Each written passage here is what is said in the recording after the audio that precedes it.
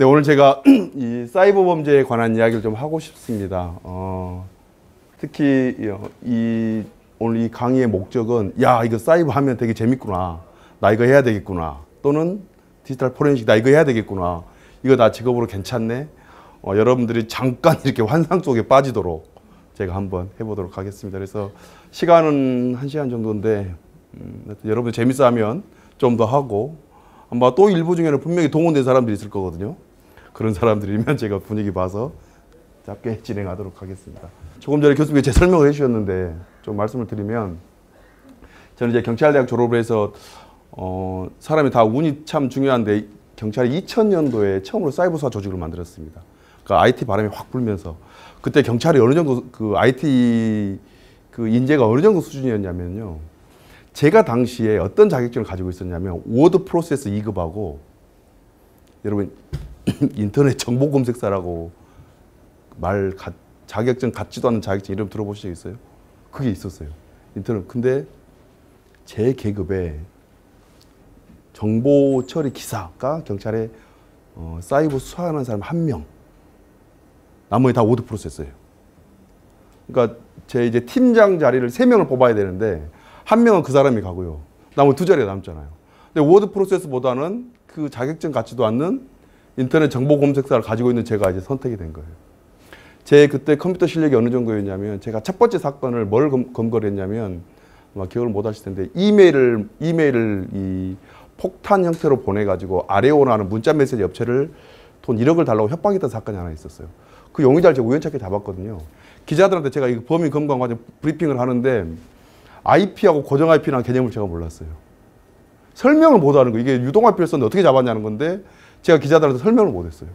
그 정도로 사실 이제 경찰도 수준이 되게 낮았는데 그게 이제 벌써 20년이 지났지 않습니까? 그래서 경찰도 상당히 많이 수준이 높아졌고 범죄도 이제 많이 높아졌고 여하튼 저는 이제 그런 시기에 운을 타서 정말 역량이 안 됐지만 제가 기회를 가졌고 그래서 서울경찰청에 수사팀장을 하면서 아 이거 너무 내가 뭘 모르는구나. 그래서 저도 이제 대학원을 갔고 거기서 계속 공부해서 석사 박사를 하고 또 우연찮게 제 모교에 가서 제가 강의를 해서 지금까지 오게 됐던 것들이거든요. 그래서 제가 뭐 이렇게 강의를 하려고 했던 사람이 아니고 저는 원래 경찰관으로 일을 계속 하려고 했는데 여기까지 와 있습니다. 그래서 오늘 제가 여러분도 볼 수 있게 됐었고 그래서 그동안 제가 했던 뭐 수사나 뭐 포렌식이나 뭐 예방 활동이나 국제 협력 활동이나 기타 뭐 교육 연구 강의했던 전체적인 제 경험을 같이 녹여서 오늘 여러분들에게 이야기를 하고 저는 하여튼 가급적이면 여러분들이 야, 이 사이버 수사하는 거 디지털 포렌식 분석하는 이거 엄청 재밌구나. 나 지금 하고 있는 거 다 포기하고 이거 해야 되겠다. 여러분들의 대다수가 그쪽으로 넘어갈 수 있도록 오늘 제가 한 51% 이상 약장수가 돼가지고 오늘 한번 제가 강의를 진행해 보도록 하겠습니다. 여러분 이건 내용 여러분 다 아는 이야기예요. 근데 여러분 생각해 보세요. 원래 경찰이 하는 게 있잖아요. 생명, 신체, 재산 보호하는 거잖아요. 근데 여러분 실제 이제 생명에 관한 위협이 우리 사회가 안전해지면 점점 줄어들지 않나요? 여러분 이제 생명, 특히 신체에 관한 위협은 옛날에는 경찰은 뭐 부모가 가장 먼저 지키겠고 본인이 지키겠고 국가가 지키지만 요즘 지켜주는 게 누가 있냐면 보험도 제 신체를 지켜줍니다. 여러분 자동차 보험 다 그렇죠? 옛날에 국가가 지켰지만 이제 민간이 지키기도 하잖아요. 그렇죠? 더 재밌는 건 이제 재산에 관한 문제들이 있잖아요. 이런 것들. 그러니까 전통적으로 다 국가가 지켰는데 이제는 민간에서도 다른 사회제도에서 지켜주는 것들이 되게 많아지는 것들이죠. 문제는 그래서 그러한 과거의 전통적인 범죄들이 좀 줄어듭니다. 지금. 여러분 이거 관계없이 최근에 여러분 택시 강도 이런 거 본 적 있으세요? 택시 강도 왜 없습니까? 택시 강도. 카카오택시. 그 택시 기사가 현금을 안 가지고 있어요. 훔쳐갈 돈이 없어요. 근데 검거될 확률이 엄청 높아졌잖아요. 그러니까 이익은 되게 줄어들었는데 검거될 가능성은 완전히 높아졌으니까 범죄자들 또 합리적인 의사결정을 할 거 아니에요. 아 이거 돈 안 되는 장사구나. 이거 안 하는 것들이죠. 이제 신용카드 복제도 우리나라 이제 IC칩 쓰니까 거의 없어지는 거잖아요. 지금. 또 동남아시아에 가면은 뭐 남미나 가면은 그런 일이 많이 있는데 우리나라는 지금 이제 신용카드 관련한 범죄가 과거에 비해서는 이제 거의 많이 줄어드는 그런. 그다음에 또 하나 여러분 우리 실제 화폐 위조. 여러분 옛날에 비해서 많이 좀 언론에 덜 보는 것 같지 않아요? 물론 여전히 있습니다. 있어. 근데 이제는 디지털로 이걸 많이 하다 보니까 굳이 오프라인으로 어렵게 이걸 위조를 해가지고 그런 범죄도 점점 줄어드는 것들이죠. 그래서 그런 현상들이 계속 많이 바뀌고 있는데 여하튼 이런 정보가 결국 이제 돈이 되기 시작하면서 결국 범죄가 아까 생명, 신체, 재산인데 그중에 재산, 정보가 돈이 되니까 이쪽에 관한 범죄가 몰리기 시작한 것들이죠. 그래서 실제 보면은 이게 다 이제 과거에는 이런 해킹이나 이런 걸 했지만 이게 여러분 보십시오. 다 돈하고 연결되어 있습니다. 뭐나 돈하고 연결되어 있지 않는 것들이었고요. 이 애슐리 메디슨은 여러분 잘 아시겠지만 미국에서 약간 불륜 사이트였거든요. 이게 해킹을 당했어요. 근데 거기에 있는 정보를 가지고 사람 협박한 거예요. 너 누구랑 어떻게 했지? 이 정보 가지고.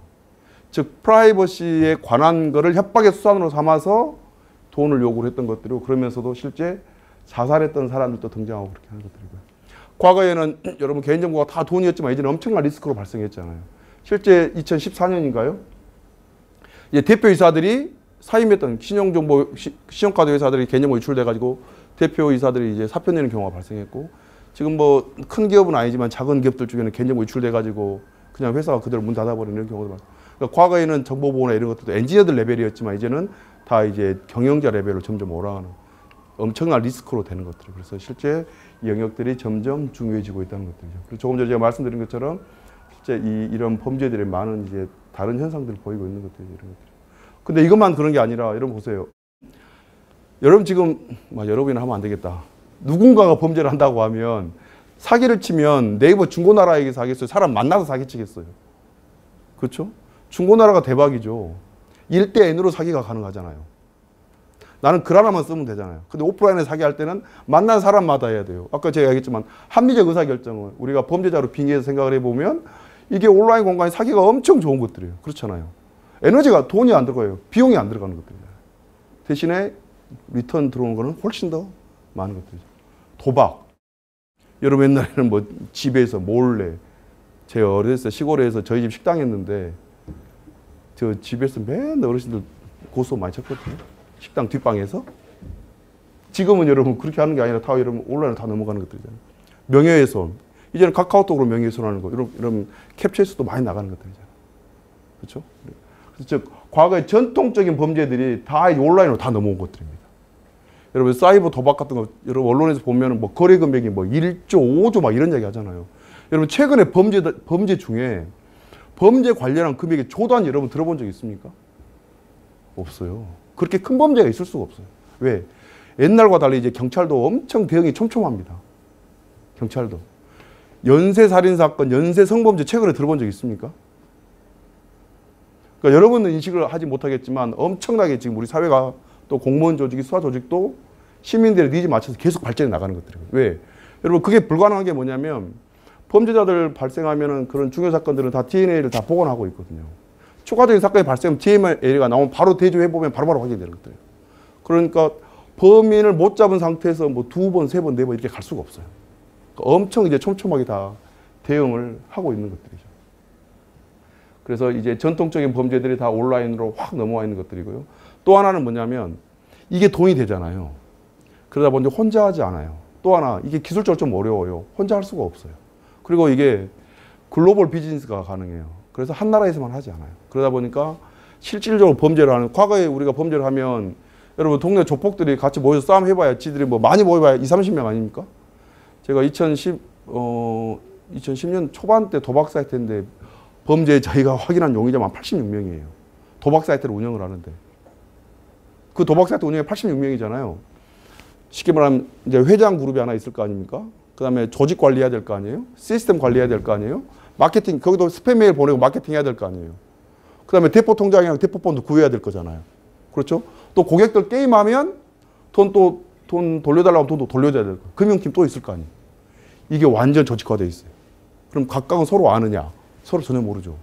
각각이 다 한 나라에 다 있느냐? 그렇지 않죠. 각각 찢어져 있는 것들이죠. 또 소프트웨어 개발팀도 있어야 될 거 아닙니까? 이미 이게 완전히 조직화되어 있어요.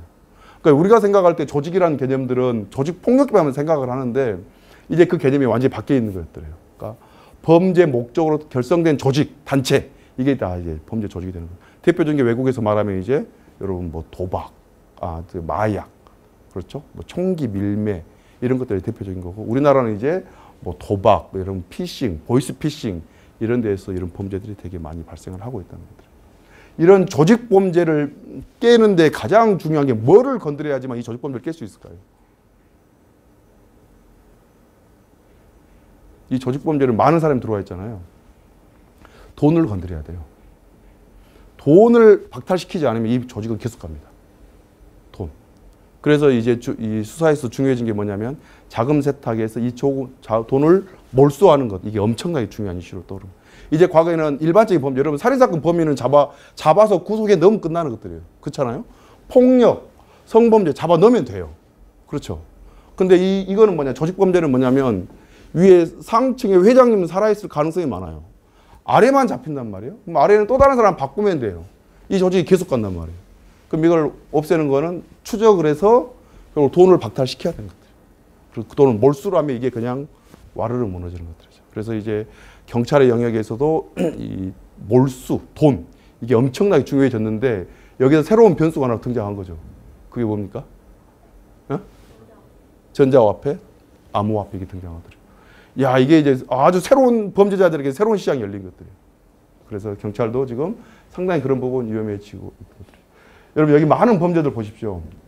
이게 뭐 하나 여기에서 국제적으로 일어나지 않는 범죄가 없어요. 다행인 건 우리나라 언어가 주로 우리나라만 쓰기 때문에 우리나라가 피해자가 될 확률이 생각보다 낮아요. 우리가 사이버 범죄는 국경이 없다 그러잖아요. 근데 제가 볼 때 국경 역할을, 이 배리어 역할을 하는 게 뭐냐면 언어 같아요. 여러분 범죄자들이 뭐 사기치려고 영어로 이메일 보내면 안 읽어보고 그냥 지워버리시잖아요. 뭐 저도 마찬가지예요. 그렇잖아요. 근데 실제 그렇지 않는 사기들이 되게 많이 있죠. 많이 발생합니다, 실제. 그래서 이제는 한 나라의 수사 역량이 그 나라가 다른 많은 나라들이랑 얼마나 국제 공조를 할 수 있느냐. 예를 들면 그런 것들이에요. 뭐 미국이 우리 도와달라고 했어요. 우리가 안 도와줘요. 그러면 내가 급할 때 도와달라고 하면 미국이 안 도와주는 것들이죠. 그러니까 우리가 각 나라가 요청에 적극적으로 응해줘야 그 나라도 우리가 필요할 때 도와달라고 하면 도와주는 것들이에요. 이게 되지 않으면 정말 서로가. 예전에 여러분 2009년도에 우리나라에서 처음으로 북한이 디도스 공격을 했습니다. 77 디도스 공격이라고. 저희가 용의자를 쭉 추적을 했어요. 하드디스크 하나 어디로 나왔냐면 독일로 나왔어요. 그래서 저희가 독일로 이메일을 보냈어요. 게르케 만스케라고 사이버 수사 팀장이에요. 저희가 2000년부터 그 심포지엄을 했는데 매년 참석을 했던 팀장이에요. 자기가 도와줬어요. 그래서 요청해서 정확히 68시간 만에 하드디스크를 우리나라 대한항공 기장을 통해 가지고 우리나라 가지고 왔어요. 여러분 이거 사실상 불가능한 일이에요. 여러분 뭐 국제 형사사법 공조, 뭐 범죄 인도 이런 이야기 들어보셨죠? 그거 6개월, 1년 이렇게 가는 거예요. 이건 바로 요청을 해서 대한항공 30분 세웠어요. 빨리 안 가지고 와가지고 대사관 통해가지고 대한항공이 잠깐만요. 다른 핑계 대서 30분만 스테이 합시다. 그렇게 해서 이거를 기장을 통해서 갖고. 여러분 뭐 소부하면 사이버 디지털 포렌식에서 뭐 체인 오브 커스터디 이런 이야기 하잖아요. 무결성 보장 이런 거 하잖아요. 좀 말이 안 되죠. 대한항공 기장이 뭘 알겠어요. 대한항공 기장이 장난칠 수도 있는 거잖아요. 뭐 그때만 하더라도 그게 크게 이슈가 안 됐고 그렇게 해서 갖고 오고. 이런 것들 왜? 이 게르케 만스케라는 친구가 우리나라에서 계속 초청해서 와서 서로 협력을 했고 그러니까 우리가 이메일 보냈을 때 그 나라에서 적극적으로 협력을 해서 이런 것들이 가능. 근데 실제 이제 이런 일들이 지금은 이제 비일비재하게 일어났고 어느 나라가 얼마나 잘 돌아주느냐에 따라서 우리나라도 거기에 대응해야 되고 그리고 서로 작은 성공들의 경험이 많이 쌓이게 되면 그만큼 그 나라 수사 역량이 커지게 되는 것들이죠. 그래서 우리나라도 지금 상당한 수준에 올라와 있습니다.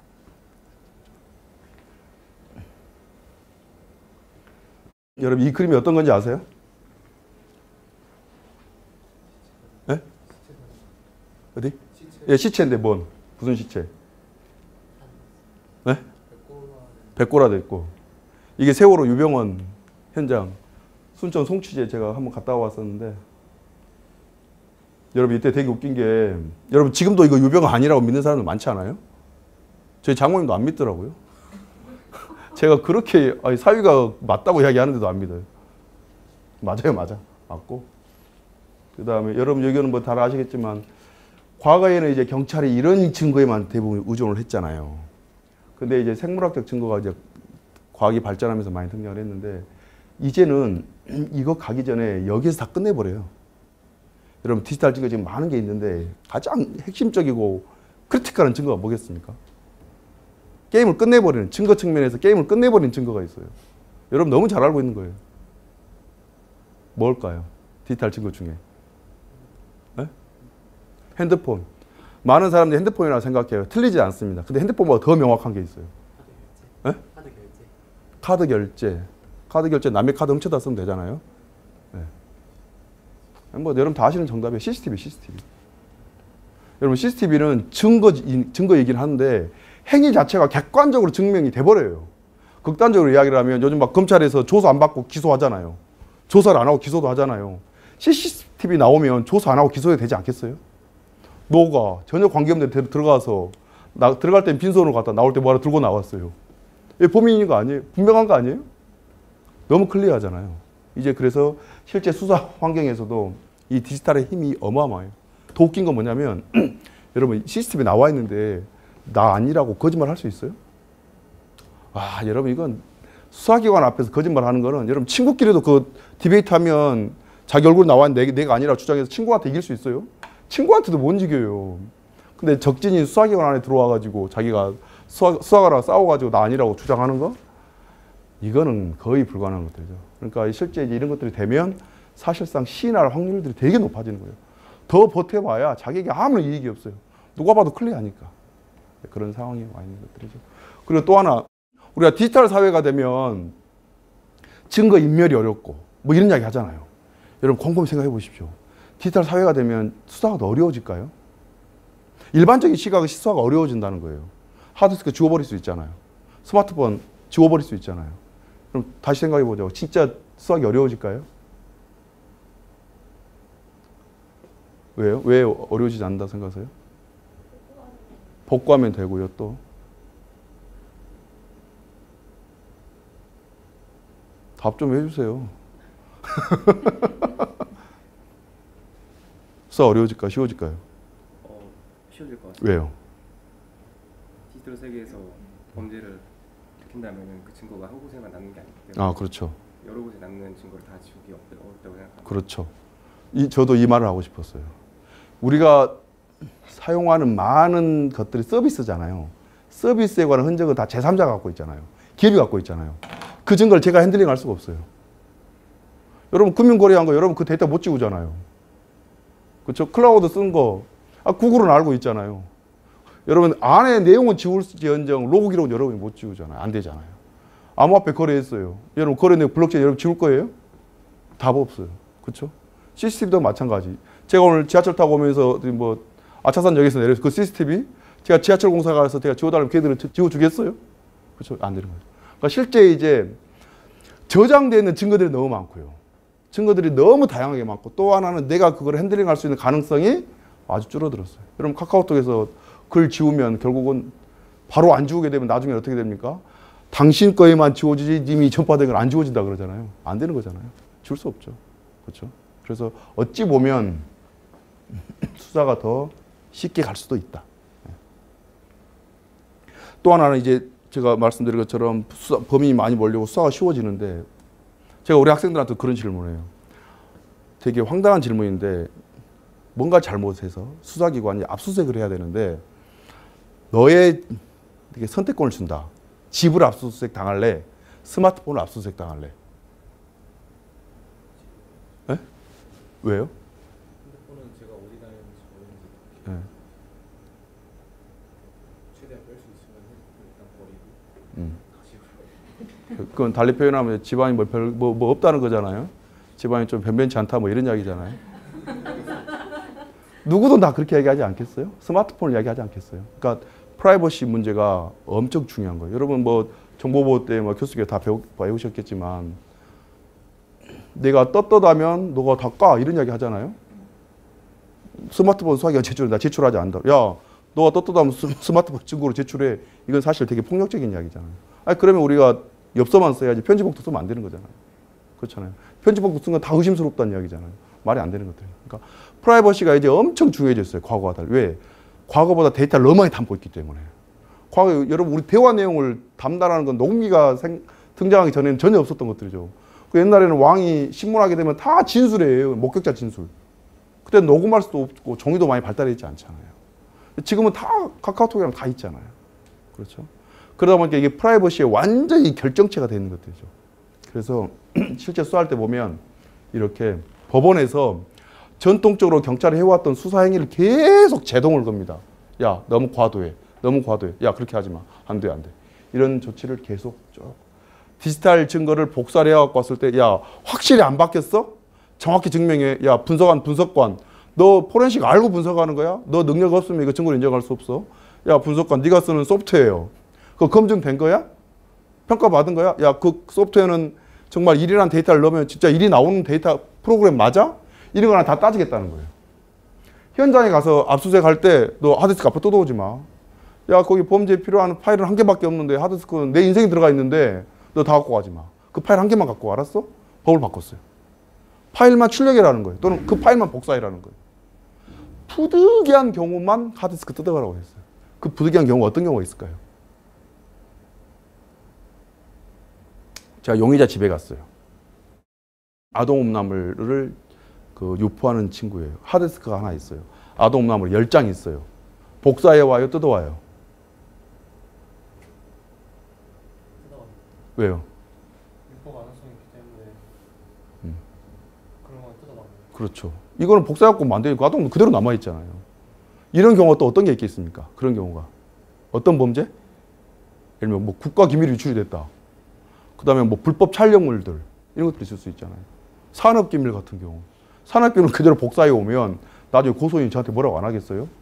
야, 그거에 막 유출하지 말라고 고소를 했더니 복사를 해서 유출된 상태로 가만히 둔다 그러면 황당할 거 아니에요. 그런 것들만 아주, 근데 이런 것들은 아주 예외적인 것들. 근데 기본적으로 예를 들면 뭐 공무원에게 뇌물을 줬다? 뇌물 준 엑셀 파일이 있어요. 이건 복사해 와도 돼요, 안 돼요? 그런 것들. 이런 것들 뜯어가지 말라는 거예요. 복사해라는 거예요. 즉 프라이버시 침해를 최소화시켜라 이 말인 것들이죠. 그러한 것들이 바로 이제 이런 것들이죠. 출력 복제 아주 외유죠.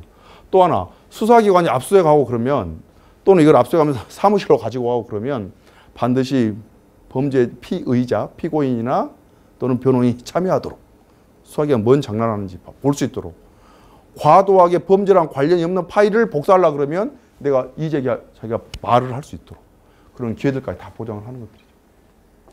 그 다음에 별건 압수수색은 뭐냐면 여러분 이건 좀 되게 재밌는데 여러분 제가 사기 사건 수사를 해요. 사기 사건 수사를 하다 보면 쭉 클릭을 하다 보니까 옆에 아동음란물이 나와 있어요. 이거 제가 압수할 수 있을까 없을까요? 네? 없어요? 왜요? 그 해당 그 압수수색 그 영장에 적시한 부분만 그만 이게 살인 사건이면 예외. 뭐 왜 살인은 또 예외예요?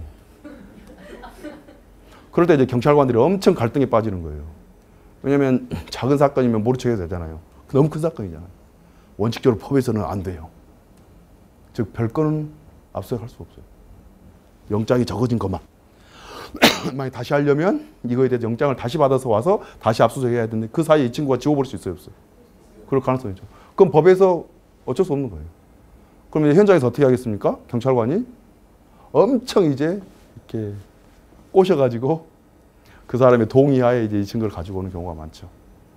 그렇지 않으면 그 큰 사건을 그냥 놔둘 수가 없잖아요. 그러면 이제 예를 들면 그런 게 거꾸로 수사권이 남용될 수도 있잖아요. 그러면 별건을 하지 말라라고 할 수도 있잖아요. 법으로 만들 수 있잖아요. 그럼 이제 이런 살인사건 수사를 못하는 경우가 발생하는 거예요. 법으로 규정도 못해요. 그런다 다 풀어주자니 그러면 영장이라는 제도가 의미가 없잖아요. 영장에는 A만 압수해라고 돼 있는데 B, C 다 현장에서 범죄했다가 다 가지고 가버리면 영장에 뭔 필요가 있어요. 그렇잖아요. 그래서 그런 게 이제 아주 결국 이제 현장 집행하는 사람들의 그런 수준에 사실상은 지금 맡겨 있는 그런 상황이 있는 거죠. 여하튼 그런 부분들을 우리나라에서는 엄격하게 지금 현재 통제를 하고 있다. 재밌는 건 미국에서는 플레인 뷰라 그래서 미국은 쭉 보다가 내가 사기 사건 증거를 찾다가 우연찮게 사기 증거인 줄 알고 클릭을 했는데 이게 아동음란물이에요. 이건 압수가 가능해요. 영장 없이. 미국 되게 합리적이에요. 아동음란물 나오네? 그래서 검색어 창에다가 aesthetic.jpg에서 쫙 해서 파일이 100개가 아동음란물 또 나왔어. 이거 압수했어. 이거 돼요, 안 돼요? 이건 안 돼요. 우연찮은 기회에 대다가 확인한 증거까지는 영장 없이 압수수색할 수 있는데 고의적으로 이제 마음먹고 쫙 수색해서 아동음란물 100장 갖고 온다? 이건 안 되는 것들이에요. 그러니까 그렇게 보면 우리나라는 미국보다 더 엄격한 거죠. 우리는 아예 우연에 의한 것도 안 되는 거니까. 거꾸로 보면 우리가 프라이버시 보호를 잘한다고 이야기할 수 있지만 또 현장에서 놓고 이야기를 해보면 미국이 되게 합리적인 것들이죠. 그렇죠? 근데 그거는 이제 그 나라의 다 그 어떤 형사사법에 관한 역사, 경찰, 검찰, 법원에 관한 신뢰 이런 거 다 연결돼 있기 때문에 사실 무엇이 맞는지는 우리 다양한 그런 관점들을 검토해 볼 필요는 있는 것 같아요. 네. 네, 이거는 뭐 공식적이라기 뭐 공적인 개념은 없고요. 주로 이제 알아먹기 쉽게 제가 그렇게 표현한 것들이고, 네, 네. 뭐 영남이 사건, 1심의 사건, 정교조 사건 이렇게 쓰긴 하고요. 네, 이거는 뭐 재판에 있어서 타이틀은 뭐 대법원 뭐 이렇게 나가는 거죠. 공식 면체 넘버링으로 나가는 거고, 이거는 이제 일반적으로 알기 쉽게 했던 그런 것들이고. 네. 그다음에 이거는 뭐냐면요, 여러분 과거에 1953년, 54년도에 형사소송법 만들 때 영장을 집행할 때는요, 경찰관이 가서 제가 영장을 반드시 보여주라고 그랬어요. 그때야 통신이 없고 하니까 당연히 경찰관이 가야 되겠죠. 영장도. 근데 이제는 경찰관이 팩스가 등장을 하고 이메일이 등장하니까 네이버에 영장을 집행하면 내가 안 가고 팩스나 이메일로 넣어버리는 거예요. 이게 대법원에 올라갔는데 대법원에서 야, 영장은 직접 집행해. 팩스로 하지 마. 경찰관 가서 직접 보여주라는 거예요. 그래서 그게 위법하다고 판결을 했어요. 이건 좀 웃기긴 하죠. 엄청 IT가 발달했는데 그걸 지금 안 된다고 하는. 여하튼 법을 엄격하게 해석을 하는 그런 구조에 있는 것들이거든요. 그래서 현재는 이 수사기관을 수사하는 행위들을 계속해서 통제를 하고 있다. 그렇게 이해를 하면 되겠습니다. 국제적인 범죄의 특징들은 되게 다양한 것들이 있는데 몇 가지만 이야기를 하면, 이건 아마 여러분도 배우셨을 것 같아요. 그러니까 사이버 세큐리티가 이제는 국가 안보라는 것들이죠. 2007년, 8년도에 이때 이제 그 러시아가 공격들을 많이 했습니다. 그루지아나 이런 거. 물론 러시아는 여전히 부인하는 것들이죠. 이때 이슈가 된 게, 야, 사이버 세큐리티가 이게 그냥 범죄나 얘기를 장난이 아니라 국가 안보에도 영향을 미치는구나. 이게 시작이 돼서 이 에스토니아를 시작으로 지금 많은 나라들이 이제 사이버 스트레터지를 만들기 시작을 했고, 지금 제가 2004년 4번에다 이걸 적어놨는데 사실 이건 우리나라가 만들었다고 보기는 좀 어렵죠. 당시에 처음으로 이제 그 북한 해킹 공격을 당하고 우리 이제 정부에서 대책을 만들었던 거고, 명확히 표현하면 이제 작년도에 우리나라도 사실상 처음으로 이제 사이버 시큐리티 전략을 만들었던 것들이죠. 그러니까 이게 되게 세상이 변한 걸 아주 그 상징적으로 표현해 주는 것 같아요. 이제 사이버 공간도 국가의 안보의 영역이다. 원래 전통적으로 이야기하면 내셔널 시큐리티 개념인데, 내셔널 시큐리티 개념에 내셔널 사이버 시큐리티가 이제 하위 하나의 카테고리로 자리 잡기 시작한 것들이죠. 이게 이제 아마 여러분들 언론을 통해 보셨을 텐데, 와, 저는 이게 정말 그 북한일 거라는 생각을 조금은 했지만, 아, 이게 전부가 다 북한일 거라는 생각을 사실 잘 못했던 것들이고요. 참 미국이 또 대단하다 싶어요. 이걸 끝까지 추적을 해요. 그래서 고맙다는 생각도 들더라고요. 정말 큰 사건들이었습니다. 소니 픽처스, 방글라데시, 그다음에 워너크라 이런 거 다 실제 북한에서 했던 해킹 조직들이 다 이걸 해킹을 했다는 것들이거든요. 미국이 거의 한 4년, 5년 정도 그렇게 해서 계속 추적을 했던 그런 사건들이고요. 우리나라가 아예 기여하지 않은 건 아니고요. 우리나라가 이 북한의 그 박진혁이라는 걸 FBI 수사를 할 때 FBI도 저희 나라에 왔어요. 그래서 저희가 우리가 수사했던 그런 수사 기록을 FBI 건네줬고, 그리고 FBI가 그것뿐만이 아니라 관련된 많은 사건들에 관한 걸 다 해서 실질적으로 최종적으로 용의자를 특정을 했던 그런 것들이고요. 2011년, 12년도에 FBI가 아시아 지역에 자기 한 명의 에이전트를 하나 파견을 하고 싶은 거예요. 그래서 각 나라를 다니면서 이제 탐색전을 했습니다. 대상으로 떠오르는 국가가 일본, 우리나라, 싱가포르, 홍콩 이런 나라들이었어요. 그리고 다 이제 와서 이제 면접하러 오는 거예요. 저도 이제 면접장에 참석했죠. 우리는 어떻게든 오게 하려고. 그래서 결국 저희 나라가 오게 됐어요. 왜? 이제 와서 곰곰이 생각해 보니까 저희 나라 올 수밖에 없는 거예요. 제가 너무 막 한우 소고기 사 먹이면서 열심히 했는데 굳이 그럴 필요 없었는데 북한 해킹 정보 때문이에요. 다른 건 자기들 다 컨트롤 되는데 북한에 관한 수사, 경험, 공격 방식 이런 것들에 대해서는 그러나 가장 많은 피해를 당한 우리나라가 많이 알 거 아니에요. 그것 때문에 와 있고 지금도 와 있고.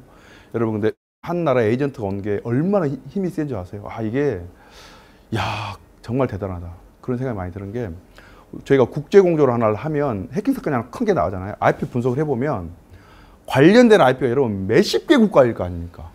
그럼 그 몇십 개 국가에 우리나라 대사관이 그 나라의 경찰이 다 나가 있겠어요? 나가 있지 않는 나라가 너무 많습니다.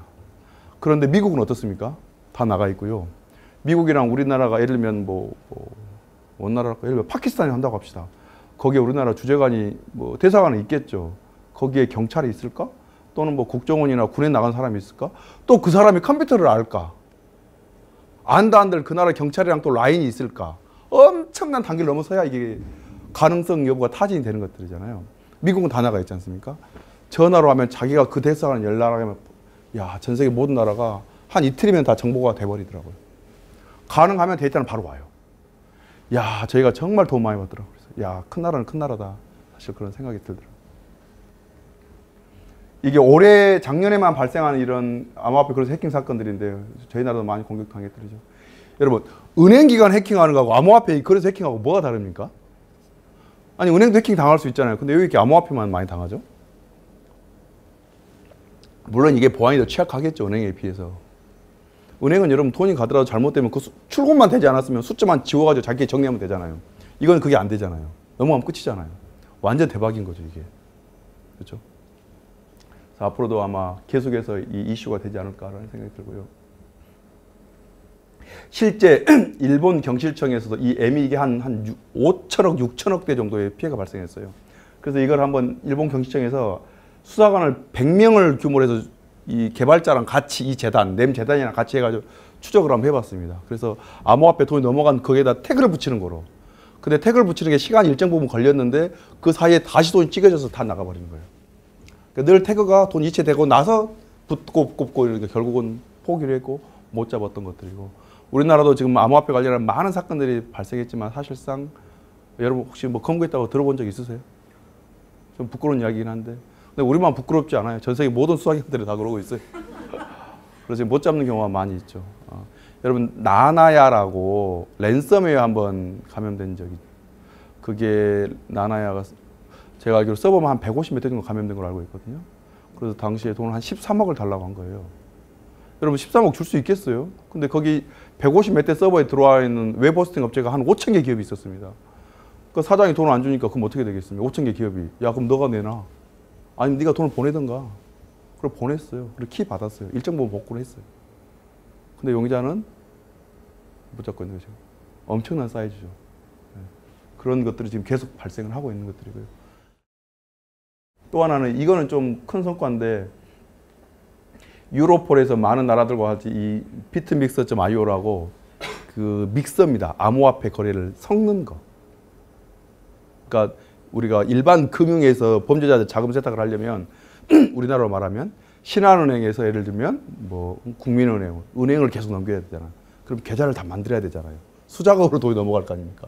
시간이 많이 걸리죠. 또 외국 은행으로 넘겨야 되잖아요. 근데 이건 어떻게 됩니까? 암호화폐 주소 내가 마음대로 만들 수 있어요. 프로그래밍이니까 내가 하기 나름이잖아요.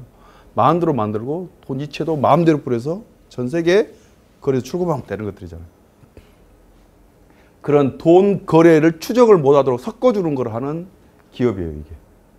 그런 일을 해요. 옛날에는 비트코인 안에서만 섞었어요. 근데 이제는 어떻게 하냐면 비트코인하고 이더리움을 가운데 끼고 섞어버려요. 내가 두 주머니를 차는 거죠.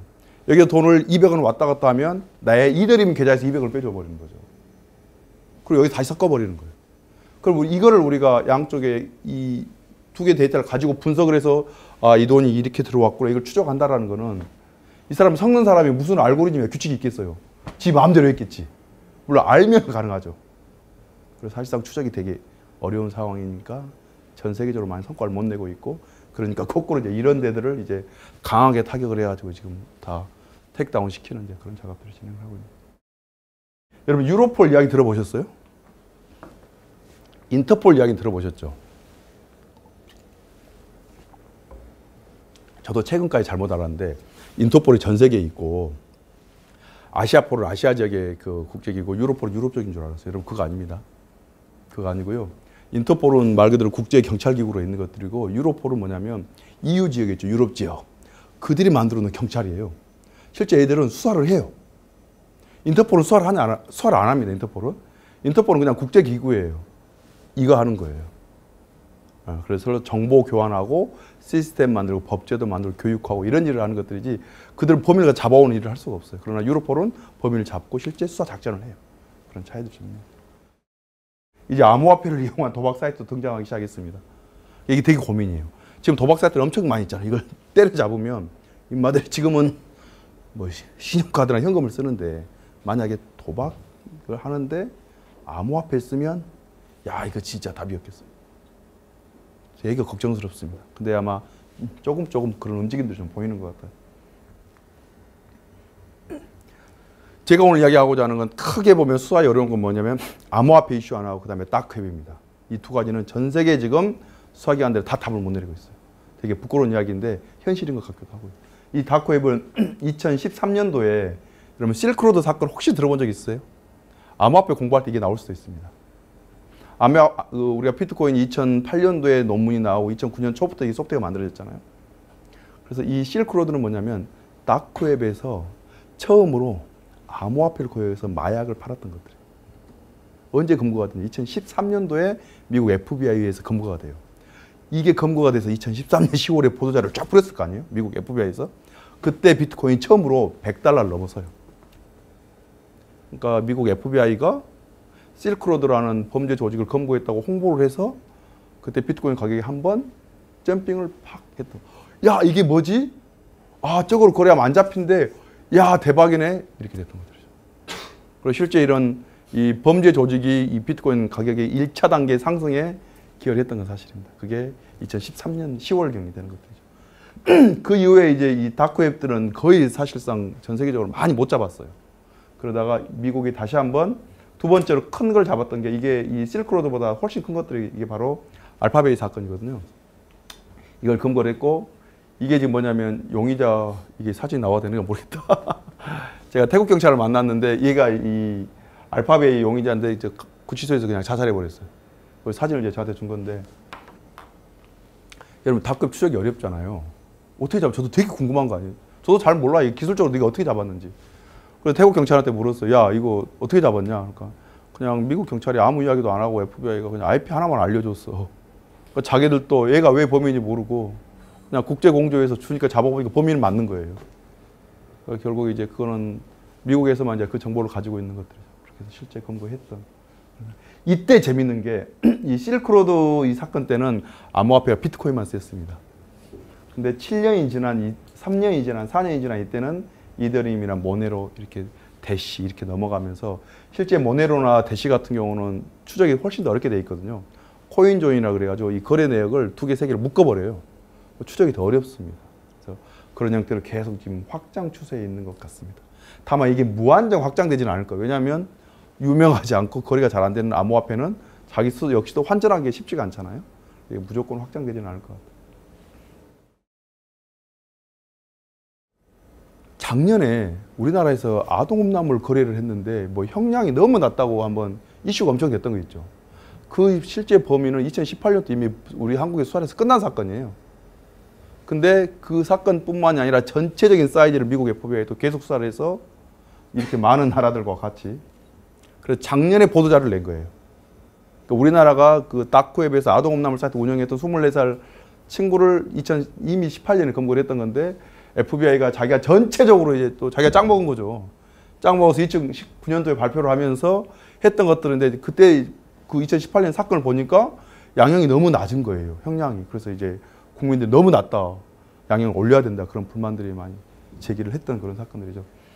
이게 이제 당시 참여했던 많은 국가들을 이렇게 만들었는데 원래 미국에서 하는 것들은 이 사진이 여기가 우리나라 이렇게 갔는데 이거 우리나라 경찰이 다시 만든 건지 모르겠는데 하여튼 우리나라 제일 왼쪽에 올려놨더라고요. 어느 사진이 진보인지 모르겠어요. 한번 검색 한번 해보십시오. 아 여러분 그 증거가 여기 있네. 그렇죠. 그 증거가 바로 여기 있네요.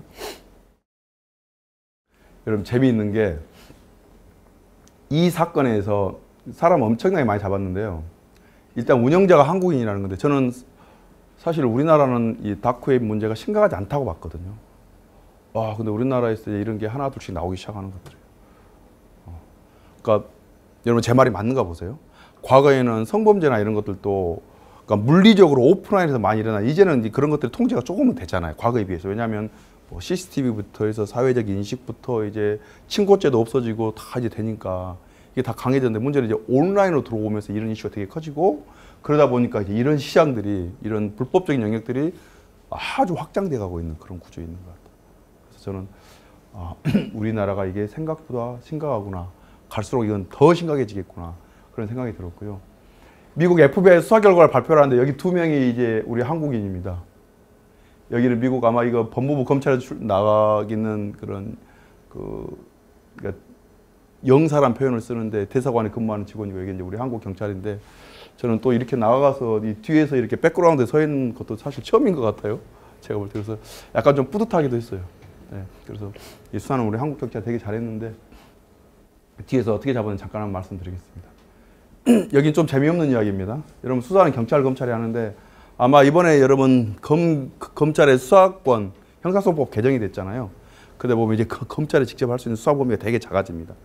그러면 지금은 사이버나 이런 수사를 경찰, 검찰이 다 하지만 아마 갈수록 검찰이 할 수 있는 영역들은 되게 작아질 겁니다. 검찰은. 그래서 아마 앞으로는 경찰이 훨씬 더 많이 하지 않을까 생각이 들고요. 실제 수사 조직을 보면 경찰, 검찰, 국방부도 있습니다. 특사경도 있고요. 여러분 특사경은 뭐냐면 일반 공무원한테 경찰 할 수 있는 권한을 주는 거예요. 왜냐? 예를 들면 뭐 국립공원 이런 데 있잖아요. 뭐 지리산 국립공원 경찰 거기까지 못 들어가겠어요. 야 그러면 국립공원 그 공무원 너희들한테 경찰권 줄 테니까 거기 안에서 치사도 가지고 누가 불 피우고 하는 거 너가 잡아서 형사처벌해. 그런 것들. 다도해 국립공원 경찰이 그 많은 섬을 컨트롤할 수가 없어요. 너가 해. 이런 것들이거든요. 그게 바로 특별사법경찰이고요. 유관부처는 이제 과학기술정보통신부, 국방부, 국정원이 있고 산하연구기관도 많이 있습니다. 형사정책연구원, 정보화진흥원, 인터넷진흥원, 국가보안기술연구원, 전자통신연구원 있는데 이런 데가 이제 사실상 이게 사이버 세큐리티나 정보보호나 디지털 포렌식 이런 일을 했을 때 취업할 수 있는 그런 공간들이지 않을까 이렇게 생각합니다. 미국 FBI는 사이버 디비전이라는 조직이 있고요. 이건 이제 사이버 수사라는 조직이고요. 거꾸로 디지털 포렌식은 별도의 조직이 따로 있습니다. 즉 사이버 수사 밑에 디지털 포렌식이 있는 게 아니고 찢어져서 있어요. 그리고 이게 지금 아까 제가 미국을 말씀드리면 미국 아까 한 5년 정도 추적을 했다 그랬잖아요. 미국은 어떤 조직이 있냐면요. 사이버 인텔리전스 섹션이라는 게 있어요. 물론 이건 좀 옛날 오래된 조직입니다. 그래서 지금 오픈하는 건데 원래 오픈하면 안 되는 건데 이게 2013년이라 지금 많이 바뀌었을 겁니다. 그래서 이게 전체가 이런 맞다고 보지 마시고 이런 기능들이 있구로만 보시면 될 것 같은데 이게 사이버 인텔리전스 섹션이 뭐냐면 아시아, 유럽, 즉 지역별로 어떤 범죄가 있는지 정보를 계속 수집하는 거예요. 그러면 이 정보를 수집해 누가 수사를 하냐 보면 여기가 트랩 포커스 유닛이라는 게 있습니다. 이게 뭐냐면 우리나라는 아직까지 사건이 하나 발생하잖아요. 그럼 그 사건을 사건 단위로 수사를 해요. 근데 여기에서는 정보를 수집해서 분석을 하면 최근에 암호화폐 거래소 해킹이 계속 되네? 이러한 형태를 다 분석을 해서 단체를 묶는 거죠. 그래서 그 조직만 이것만 가지고 이제 1년, 2년, 3년, 5년 계속 가는 거예요. 그러니까 조금 전에 말씀하신 그런 큰 사건들을 검거를 할 수가 있는 것들이죠. 그러니까 사건 단위 베이스로 범인을 잡는 거하고 그 사건에서 오는 그 언저리에는 전체 그 트렛이라는 개념을 갖고 가는 것들이죠. 더 큰 개념으로 그래서 그 전체를 다 분석을 해서 이 형태의 유형 이게 결국 뭐냐면 조직 범죄를 깰 수 있는 것들이거든요. 그래서 끝까지 다 잡아들일 수 있는 그런 개념들이 되는 것들이죠. 그런 형태로 진행을 한다. 이건 영국의 NCA라고 그래야죠. 미국판 FBI라고 보시면 됩니다. 원래 여러분 영국은 자치경찰이기 때문에 중앙수사조직 개념이 없었어요. 그냥 해당 자치에서 하면 되는 거예요. 근데 이게 그러다 보니까 안 되는 거예요. 사이버 범죄나 이런 거 해결이 안 돼서 그래서 이런 중앙 조직을 만들고 사이버 조직과 그다음에 아동음란물 조직을 큰 틀로서 이렇게 만들어 놨던 것들이고요. 독일도 이제 중앙이 BKA라는 게 이제 여기 FBI 같은 것들입니다. 중앙이 독일도 다 이게 자치경찰로 돼 있거든요. 중앙에 또 이런 조직을 만들어서 실제 사이버 수사를 담당을 하고 있고 여기도 디지털 포렌식은 별도로 두고 있습니다. 사이버 밑에 두고 있잖아요. 근데 우리나라는 지금 사이버 밑에 디지털 포렌식을 두고 있죠. 근데 사이버 크라임은 해킹 수사나 뭐 아동음란물 수사를 하겠지만 디지털 포렌식은 모든 범죄를 지원하잖아요. 그래서 사실은 별도로 가는 게 맞긴 맞는 거죠. 근데 아직은 우리나라 분화가 안 돼 있고 앞으로 뭐 5년, 10년 안에는 제가 볼 때도 우리나라도 분화되지 않을까 그런 생각이 듭니다. 자, 국제기구 이건 ITU는 이제 여러분들은 주로 이제 기술 쪽으로만 볼 텐데 기술을 하는 곳이 맞죠? ITU가 유엔 산하 전문기구인데요. 다만 이제 제가 볼 때 사이버 범죄 쪽에서도 이 엔지니어 출신들이 엔지니어가 야 우리가 사이버 범죄도 한번 해보자라고 해서 한번 도전을 했던 게 저기 있어요. 여전히 이 프로그램이 여전히 운영이 되고 있습니다. 말레이시아 정부에 돈을 좀 대가지고 사이버 크라임을 없애려고 하는 그런 프로젝트를 한번 해봤던 여전히 이런 일을 계속을 하고 있습니다. 다만 그러니까 생각보다 이 범죄 없애는 게 쉽지가 않는 것들이죠. 또 하나, 인터폴에서 이제 인터폴 본부가 프랑스 리옹에 있습니다. 근데 인터폴에서 사이버가 너무 문제가 심각해지니까 별도의 기구를 하나를 더 만들고 싶어요. 그래서 우리나라에 사실 컨택이 왔어요. 야, 네 아카데미 하나 만들래? 우리 이제 그 외사국에서 안 한다 그랬어요. 제가 이제 그거를 안 한다는 이야기를 들었는데 다시 인터폴 사무총이 우리나라에 또 와가지고 야, 아카데미 한번 만들래? 이건 뭐냐면 야, 네가 돈 좀 낼래? 이 말이거든요. 그래서 우리나라에서 한번 하면 좋겠다 싶었어요. 왜? 여러분 생각해 보세요. 우리나라에서 이런 국제 사이버 범죄에 관한 아카데미를 만들었다는 이야기는 최소한 우리나라가 사이버 범죄를 적극적으로 대응하고 있구나. 만약 우리나라에서 안티 커럽션, 반부패 범죄에 관한 아카데미를 운영한다. 야, 저 나라는 부패를 없애려고 엄청 노력하는 거 이런 메시지를 줄 수 있잖아요. 한번 하자라고 해서 제가 이제 연구 용역을 했습니다. 한 1,000억 나오더라고요. 그러니까 바로 이제 킬 됐죠. 야, 돈이 너무 많이 든다. 그래서 실패를 했는데 저희가 안 된다고 통보한 그 지점에 이제 싱가포르에서 돈을 2,300억을 냈습니다. 그래서 인터폴 제2청사가 현재 싱가포르에 가 있어요. 거기에서 이제 국제회의가 엄청나게 일어나는 것들이죠. 저도 벌써 거기 한 10번 간 것 같아요. 10번은 좀 거짓말이고 한 5번 간 것 같아요. 저희 계속 거기 가는 거예요. 그러니까 우리가 이거 했었으면 참 좋았을 걸. 저는 지금도 되게 그 아쉬움이 좀 많이 남는 것들이고요. 당시 그래서 저희 한국 경찰에 지금 한 2명 정도 파견되어 있고요. 경찰이 아닌 일반인도 몇 명 가 있습니다. 그래서 여러분 영어, 특히 영어나 또 사이버 시큐리티나 포렌식이나 크라임 쪽 하시는 분들, 데이터 어널리시스 이쪽에 시장이 되게 많이 있고요. 오늘 이 시간을 계기로 여러분 인터폴에 가면 잡 오프닝 많이 되어 있거든요. 거기 한번 들어가 보세요. 다양한 것들이 막 떠 있어요. 그래서 실제 그 이력서도 한번 써보시고 CV도 한번 써보세요. 그리고 한번 떨어져 보세요. 여러분 전혀 모르니까 관계없어요. 한번 해보세요. 왜냐하면 이력서 한번 써보잖아요.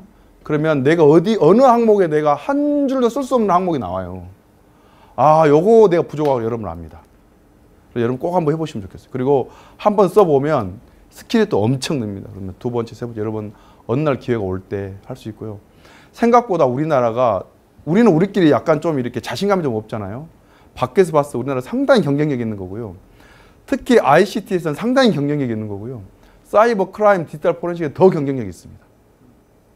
여러분들 거기 가면 분명히 또 거기에 가 있는 한국 우리 경찰 또는 일반 계약직으로 이렇게 가 있는 전문가분들 또 연결됩니다. 그래서 여러분들 더 플러스 알파로 정보도 얻을 수 있고 그래요. 물론 이게 뭐 공식으로 그렇게 될 수가 없지만 그래서 여러분 꼭 그런 도전들 한번 해보면 좋겠어요.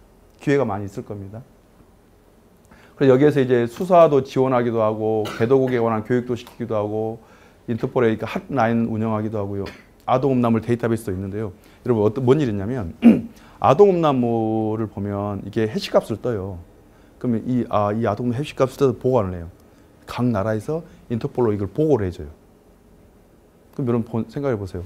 저도 아동음란물 수사를 하면 이게 한 몇 장은 봅니다. 근데 한 10장 넘어가면서부터는 엄청 분노가 끓고 저 되게 메스껍고 그래요. 그러니까 보는 사람도 이거 되게 스트레스인 거예요. 그러면 이걸 해시로 떠놓잖아요. 그럼 앞으로 내가 하드디스크 하나를 압수했어요. 다 볼 필요 있나요? 해시 떠가지고 매칭된 거는 바로 그냥 처벌하는 거예요. 안 봐도 되는 것들이에요. 나머지만 제가 보면 돼요. 그래서 이걸 인터폴에서 전 세계 데이터베이스를 다 관리를 해요. 우리나라는 우리나라 것들을 또 별도로 관리를 하는 것들. 그래서 실제 수사관들도 그런 아동음란물, 그런 트라우마를 최소화시키는 거예요. 그런 작업들도 이루어지고 있다. 이게 제가 방문했던 것들이고요. 또 하나 우리나라는 크지 않은데 인터폴에서 어떤 작업을 하냐면 빅팀 아이덴티피케이션, 그러니까 아동음란물 피해자 찾는 일을 해요. 피해자. 저도 우리나라도 실질적으로 그 아동음란물 영상 같은 거 하는 거 있잖아요. 그럼 막 고등학생들, 막 자기들끼리, 중학생들 자기들끼리 막 오폭하는 경우가 있어요. 그러니까 영상을, 성형이나 영상을 막 명찰이 보일 때가 있어요. 여러분 알려줘요, 알려주지 말아요. 모르고 가는 게 나아요. 어떻게 해야 되는 거예요, 그러면? 그런 거 정말 고민스럽습니다. 왜냐하면 그 영상을 우리가 삭제하려고 조치는 하죠. 근데 조치를 했다고 그게 계속 없어질지는 또 다른 문제잖아요. 1차적인 조치는 하는데 사실 그런 문제들도 존재를 하는 것들이죠. 그래서 또 유로폴에서 별도의 또 사이버 조직을 하나 만들어서 실제 많은 훈련들을 하고 있거든요. 여기도 지금 한국 경찰에서 파견을 보내려고 하는데 여기는 EU 멤버들만 멤버 국가에서만 받아주는 거예요. 그래서 여기 안 되니까 제가 인터폴로 가서 인터폴에 파견관 자격으로 가는 이런 우회 상장을 지금 해보려고 하는데 쉽지는 않습니다. 왜? 이런 데가 지금 정보가 많이 있기 때문에. 그러니까 단지 이제 사이버 범죄가 국제협력이나 네트워크가 엄청 중요하고 우리가 수사를 하는 데서 EU 쪽에 많은 국가들 도움이 필요하거든요. 뭔가 좀 거점을 만들고 네트워크를 만들어야 되는데 이게 쉽지가 않으니까요. 이런 노력들을 계속 하고 있다. 또 하나가 이제 G7 이 국제 정상 모임이 있는데 거기에 이제 또 이 사이버 범죄에 관한 네트워크가 하나 있습니다. 현재 여기에는 그 검찰이 우리나라 대표로 가 있고 경찰이 서브로 들어가 있거든요. 한 55개국 정도가 활동을 하고. 이게 말은 이제 뭐 거창하긴 한데 실질적으로 이런 각 나라의 대표 수사관들의 컨택 포인트 리스트들이 쫙 만들어져서 매년 공유가 됩니다. 문제가 생기면 거기에 전화를 하거나 이메일로 보내서 바로 서로 간에 데이터를 주고받는 그런 작업들을 진행하고 있죠. 여러분 국제 공조를요. 옛날에는 어떻게 했냐면 국가들이 다 서로 교류가 많지 않잖아요. 또 국가들이 뭐 돈이 많은 게 아니잖아요. 그러면 다 외교 채널로 보냈습니다. 외교 채널이란 뭐냐면 우리나라 외교부에서도 뭐 다양한 비밀스러운 문서를 다 예를 들면 미국으로도 보내고 일본으로 보내야 될 거 아닙니까? 그러면 어떻게 보내냐면 가방에 담아가지고 가는데 이거를 그 나라에서 체크를 안 해요. 통관해서 체크할 수가 없어요. 이거 외교 문서니까. 이 수사 기록도 그런 형태로 넘어갑니다. 그러니까 6개월, 1년, 2년 이렇게 걸리는 거예요. 그럼 생각을 해보십시오. 제가 수사를 요청을 했어요. 6개월, 1년, 2년. 아, 여러분 접속 기록이면 당장 지금 다 지워버리고 3개월 지나면 다 없어지는데 넘어가서 1년, 2년 만에 답이 온다? 수사하지 말라는 것들이잖아요. 그 사이버는 이거 수사를 할 수가 없어요. 그래서 전통적인 방법으로는 국제형사사법 공조가 바로 그런 방식이거든요. 이거는 수사가 안 돼요. 그래서 인터폴 공조를 하는데 인터폴 공조는 또 힘이 없어요. 인터폴 그냥 사실상 협의체에 불과한 거거든요. 서로 어레인지만 해주는 거, 코디네이터만 해주는 거거든요. 안 돼요. 그래서 요즘 어떻게 하냐면요. 경찰 대 경찰이 직접 하기도 하고요. 통신이 너무 발달돼 있으니까. 또 하나는 여러분 페이스북이나 구글 이런 데 있잖아요. 여기가 국제협력의 핵심이 됐어요. 과거에는 국가가 정보를 많이 가졌다고 해야 되는데 이제는 민간 기업이 더 많이 가지고 있어요. 이런 그 민간 포털에서 그 민간 회사들이 자기들의 포털 사이트를 만들고요. 우리나라 법에 의해서 영장을 받아 프로세스를 받아 스캔을 해서 영장 같은 걸 이 미국의 구글이나 이런 사이트에 업로드를 합니다. 업로드를 하면 자기들이 그에 관한 데이터를 다시 업로드를 해서 우리가 그걸 다운을 받아요. 미국의 국가를 통하지 않아요. 지금 그런 형태 수사가 이루어지고 있어요. 다만 안에 있는 컨텐츠는 이걸 가지고 올 수 없고요. 접속 기록은 가지고 올 수 있어요. 즉 통신을 이메일을 이용했다는 사실, 액세스했던 로그랄지 시간이랄지 가입자 정보랄지 이런 건 가능하고 이메일 내용은 바로 이 프로세스를 통해야 됩니다. 왜? 그건 아주 그 국가의 주권이고 프라이버시, 국민에 관한 그 통신에 관한 내용이기 때문에 이거는 아주 국가의 공식적인 프로세스가 아니면 주지 않겠다는 것들이고 다만 액세스했던 로그나 이런 것들은 실제 통신 사실을 통신을 활용했던 내용들이잖아요. 그런 프라이버시 보호에 좀 한탕 낮다고 생각을 해서 기업이 줄 수 있도록. 그러면 미국 FBI가 우리 네이버한테 이거 달라고 요구하면 우리 네이버는 주느냐? 줘야 될 거 아닙니까? 우리는 구글, 아마존 다 가지고 오는데 우리 네이버가 줄 수 있습니까? 우리 네이버는 개념보호법이랑 통신밀보호 못 주게 돼 있어요. 우리는 안 줘요. 우리는 가지고 오고. 이제 그런 구조에 있는 거예요. 또 하나가 이제 금융입니다. 금융. 여러분 그 보이스피싱 되면 짧은 시간 안에 돈이 외국 은행으로 다 넘어가는 것들이잖아요. 그러면 이제는 우리가 경찰이 어떤 작업을 해야 되냐면 싱가포르의 HSBC 은행에다 홍콩의 HSBC 은행에다 직접 전화를 해요. 야, 그 돈 이체하지 말고 좀 잠깐 묶어줘. 이제 그런 상황이 됐어요. 그러니까 여러분 뭐 보이스피싱 당하면 112 신고하면 그 돈 묶어주거든요. 지금? 원래 112는 그런 거 신고해라고 있었던 데가 아닌데 보이스피싱이 짧은 시간 안에 돈이 다 이체가 돼버리고 돈이 다 나가버리니까 결국 답이 안 나니까 여러분, 국민 여러분 112로 신고하세요. 왜? 여러분들 보이스피싱 당해가지고 은행에다 전화하면 너가 진짜 피해자 맞아? 그거 가지고 돈 다 나가버리잖아요. 그러니까 112로 신고하면 경찰에 전화해가지고 돈을 이제 은행에다 이야기하는 것들이죠.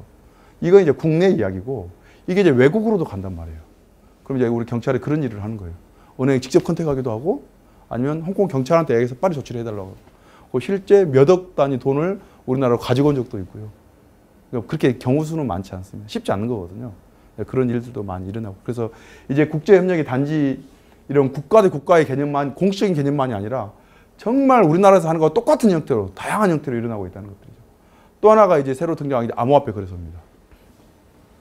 2017년도 말에 우리나라에서 그 암호화폐 사건 하나 수사를 하면서 전 세계 38개 거래소에다가 이메일을 보냈어요. 야, 이거 누구 거냐? 너 거래소에서 발행된 암호화폐 주소가 맞냐? 이걸 물어봤어요. 여러분 생각을 해보세요. 이게 비트코인 주소가 나왔는데 우리나라는 이게 우리나라 건지 아닌지 확인을 어떻게 하냐면 우리나라 거래소 전체한테 랜덤으로 보내요. 제가 알 수가 없지 않습니까? 그러면 거기에가 없으면 우리나라에서 제너레이트 된 게 아니냐? 아니죠.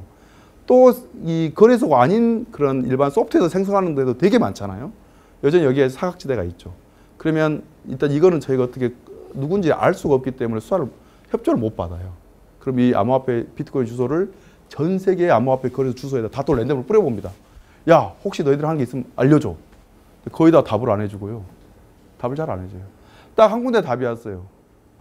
여러 군데 답이 왔고 한 6개에서 9개 정도 답이 왔고 그중에 미국에서 답이 왔는데 미국에서 뭐를 하냐면 야, 우리가 이거를 제너레이트를 했는지 안 했는지 답을 줄 수가 있는데 했는지 안 했는지 답을 줄 수가 있는데 이걸 하려면 이메일로는 안 돼. 뭐로 해야 되냐? 국가의 공식적인 프로세스로 보내달라. 왜? 암호화폐 거래는 금융거래로 인식하는 거예요. 단지 그냥 일반 정보에 불과한 게 아니라는 것들. 그래서 실질적으로 저희가 더 이상 진행을 못했던 그런 경우들도 있는 것들이죠. 그래서 이제 이 국제협력의 영역이 확 넓어졌다는 것들이에요. 여러분 영어 잘하고 이런 해킹이랄지 범죄에 관한 기술적인 지식이 알고 있으면 정말 비싼 존재 됩니다. 유독 엔지니어들이 또 영어를 못해요. 신기해 정말. 책은 다 영어야. 근데도 영어를 못해. 하여튼 신기해요. 경찰도 마찬가지입니다. 그래서 경찰도 초창기에 국제회의를 가면 누가 갔냐면요. 영어를 잘하는 사람이 왔어요. 가서 맨날 그냥 쉽게 말하면 여행하다 오는 거죠. 왜냐하면 컨텐츠를 모르는데요. 그 다음에 이제 좀 되니까 수사를 한 사람이 갔어요. 왜 이제 영어를 한 사람이 조금씩 많아지니까 영어 플러스 수사를 한 사람이 갔어요. 근데 선진국은 누가 오냐면 저희가 말하는 수사를 잘하는 사람은 뭐냐면 개별 사건에 관한 수사 경험을 가지고 있는 거예요. 선진국은 누가 오냐면 인텔리전스 하는 사람이 와요. 뭐냐면 저희는 수사를 했다는 사람은 개별 사건 한 건 한 건 수사 경험을 갖고 있는 사람이 가는 거예요.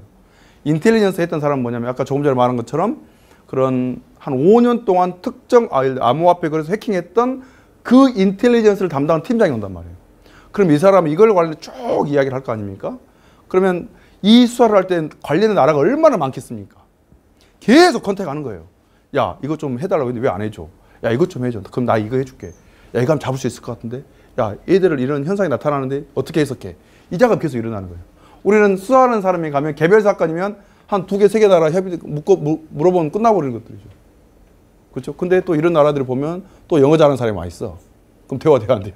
안 되는 거예요. 그래서 레벨이 영어에서 수사에서 인텔리전스 넘어가는 것 같아요. 그래서 지금 여러분 뭐 데이터 분석하고 이런 것들도 나중에 아마 크게 쓰일 거예요. 자, 수사 사례는 제가 좀 간단하게 넘어가겠습니다. 여러분 이거는 우리나라에 있는 아마 제가 그때 당시 기억으로 카이스트 학생으로 알고 있는데 자기가 누군가를 통해서 네덜란드의 KPN이라고 이게 우리나라면 KT입니다. KT. 거기를 해킹했다는 이야기를 들었다라고 해서 이 우리나라 카이스트 학생이 트위터로 이 KPN 공식 트위터 계정에다 야, 니들 해킹 당한 것 같다. 체크 한번 해봐 알려준 거예요. 그 실제 해보니까 서버가 300대가 난리가 난 거예요.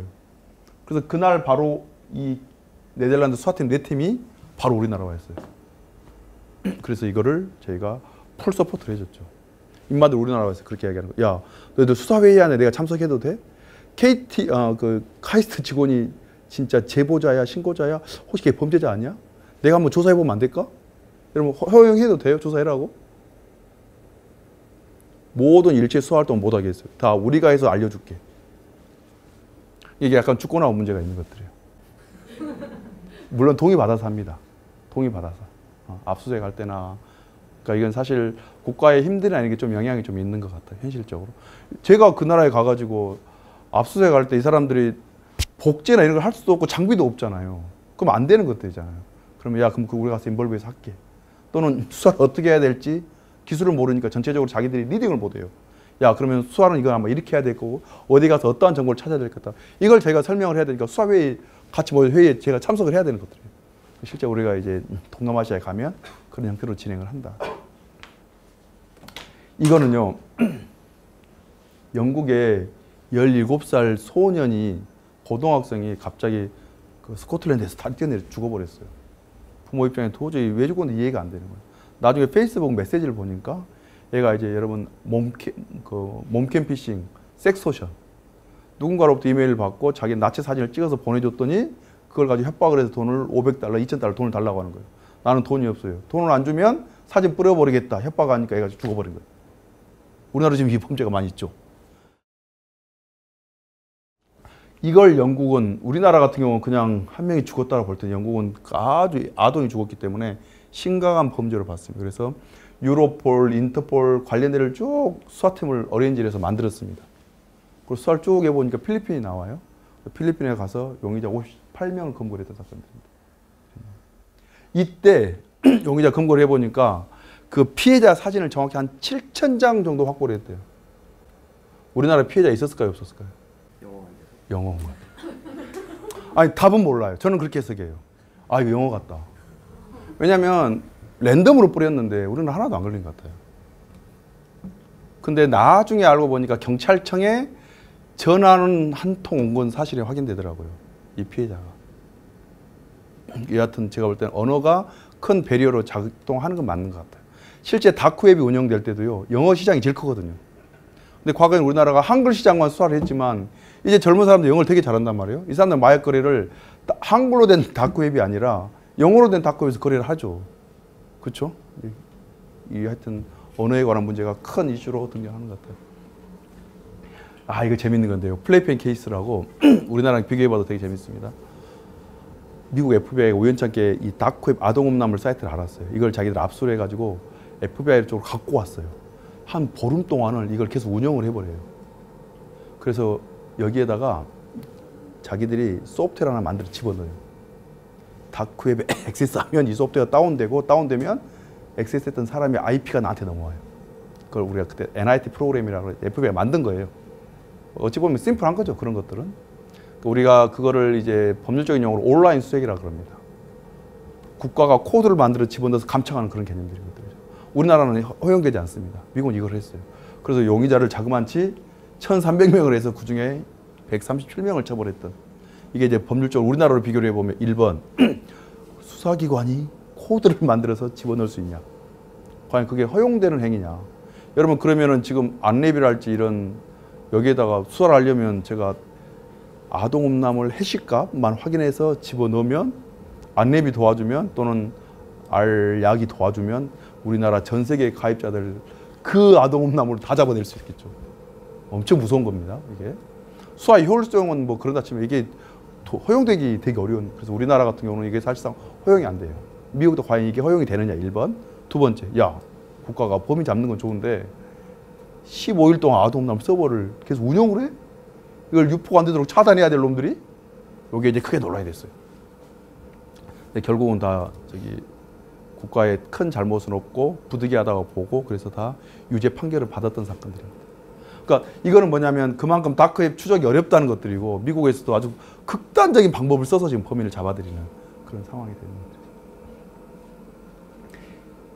이거는 이제 이메일 무역 사기라고요. 이메일 계정이 해킹을 당하면 제가 예를 들면 물건을 사는 사람들 있잖아요. 그러면 물건을 파는 사람들 있죠. 물건을 팔았으면 산 사람한테 나의 계좌번호를 보낼 거 아닙니까? 그럼 물건을 판 사람의 이메일 해킹당해서 안에 들어가서 센트 이메일을 보면 자기가 물건을 팔았고 어디로 돈을 보내달라는 메시지, 메일이 나가 있을 거 아니에요. 여기에서 제가 메일을 다시 보내요. 이 수신자한테. 야, 계좌번호 신한은행이 아니라 홍콩 HSBC 은행으로 돈 보내라. 그럼 그 메일을 받은 사람은 네, 알겠습니다. 신한은행 계좌로 돈을 보내겠습니다. 돈을 보내요. 한 달 지났는데 돈을 안 보내줘요. 판매자는 돈을 못 받았어요. 야, 왜 돈 안 보내? 보냈는데요? 돈 안 왔는데요? 아니, 계좌번호 HSBC 신한 바꿔달라, 신한으로 보냈는데요? 야, 나 그럼 메일 보낸 적 없는데요? 무슨 소리 하세요? 그렇게 거짓말 할 줄 제가 캡처 다 떠났어요. 보니까 이제 그 사단이 일어나는 것들이죠. 그게 바로 이제 우리가 비즈니스 이메일 컴프로마이즈라는 표현을 쓰거든요. BEC. 이게 2014년, 5년, 2014, 15년도에 주로 한 180억 정도 피해가 났는데, 전체적으로요. 경찰이 카운팅한 게 2016년도 우리 LG화학이 한 건 240억 피해를 받았어요. 이 한 건이. 이 아람코로부터 이 변경된 계좌로 메일이 와가지고 변경 계좌로 돈을 보내버렸는데 난리가 났던 것들이죠. 아마 상당 일정 부분 돈을 좀 돌려받고 했을 거예요. 그 은행들의 이제 손해배상도 하고 또 또 중간에 돈 좀 이체도 좀 차단도 좀 하고 하긴 했었는데 일단 전체적으로는 뭐 다 이렇게 회복을 못했던 사건이고 이게 생각보다 큰 사건으로 나오는. 그러니까 여러분 이메일 같은 거 오게 되면 이메일 체인들이 범죄 예방에도 되게 효과가 있는 것들이에요. 왜냐하면 지금은 판매자 메일을 이야기했잖아요. 구매자의 메일을 해킹한 경우도 있어요. 그럼 구매자 메일은 판매자가 계좌번호로 어딜 보내는 메일이 와 있잖아요. 그럼 이 구매자는 이걸 어떻게 하냐면 판매자의 계정이 예를 들면 111. 뭐 쭉 gmail.com이라고 하잖아요. 1111 골뱅이 gmail.com 메일을 보내요. 그러면 이 구매자 입장에서는 판매자가 보낸 거로 착각하잖아요. 그런 방법도 쓰게 돼요. 근데 이게 이메일 체인이면 아마 그런 게 안 걸려들면 새로운 메일로 인식하면 내가 좀 더 생각을 할 수 있잖아요. 같은 이메일 주소면 이메일 체인이 묶이면 좀 더 우리가 믿을 수도 있는 것들이죠. 그런 것들도 있고 아니면 뒤에 막 도메인을 가지고 바꾸기도 하고요. 그런 작업들도 많이 있고 이게 주로 이제 나이지리아에서 되게 많이 일어납니다. 나이지리아 엄청 똑똑합니다. 이 인터넷 사기 영역에서 거의 최강의 지위에 있어요. 그래서 이걸 우리가 주로 뭐 419 스캠이라는 표현도 써요. 이게 뭐냐면 나이지리아 형법의 사기가 419조예요. 하여튼 엄청나게 많이 발생합니다. 소라넷 아마 남자들은 다 알죠? 네? 로그인 해보신 적 있죠? 네? 드럼만 보셨어요? 하드디스크 한번 까볼까요? 한번? 저는 2000년도에 사이버스 할 때 이걸 제가 검거를 하려고 아마 여기 가보면 제 계정 주민등록번호가 다 들어가 있을 거예요. 하려고 저도 정말 이거 잡아보려고 몇 년을 저희 팀이 나가서 해봤는데 못 잡았어요. 그때 이제 미국에 국제공조를 요청을 하면 야 일반 음란물은 미국에서는 특별히 중요한 범죄가 아니고 수사를 할 수 없고 협조할 수 없다. 즉 두 나라가 국제공조가 되려면 우리가 듀얼 크리미널리티라고 그래요. 쌍방가벌성. 우리나라에서도 범죄고 미국도 범죄해야 돼요. 미국은 범죄가 아니니까 자기들 이걸 수사에 협조할 수 없다는 거예요. 되게 합리적인 이야기잖아요. 그래서 대부분 못했어요.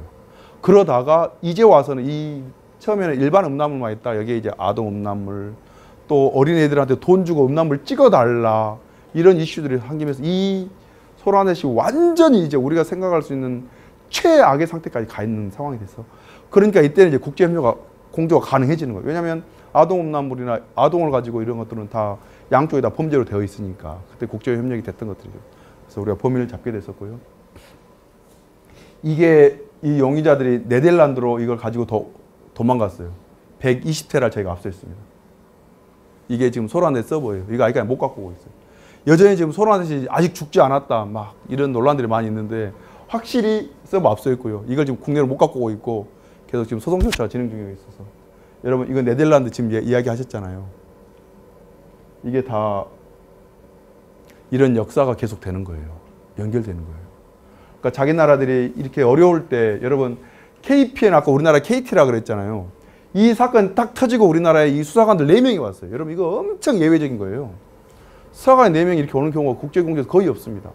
왜? 자기가 와서 직접 수사하는 게 아니잖아요.